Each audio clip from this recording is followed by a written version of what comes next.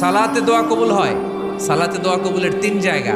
একটা হচ্ছে তাকবীরে তাহরিমার পরে আমরা সানা পড়ি না, আমরা তো একটা পড়ি।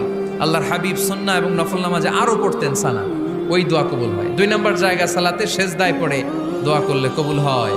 আকরাবু মা ইয়াকুনুল আবদু মির রাব্বিহি ওয়া হুয়া সাজিদ ফাকসিরু ফীহি দুআ। বান্দা যখন সেজদায় লুটিয়ে পড়ে, বান্দা আল্লাহর সবচেয়ে কাছে চলে যায়।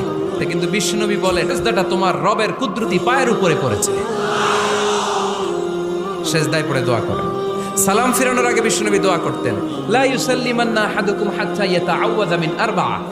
আল্লাহর হাবিব বললেন, চার জিনিস থেকে পানাহ না আছে আমার কোন উম্মত যেন সালাম না ফিরায়। তারা যেন পড়ে, আল্লাহুম্মা ইন্নী আউযু বিকা মিন আযাবিল কবর, আউযু বিকা মিন আযাবি জাহান্নাম, আউযু বিকা মিন ফিতনাতিল মাহইয়া ওয়াল মামাত, আউযু বিকা মিন ফিতনাতিল মাসিহিদ দাজ্জাল।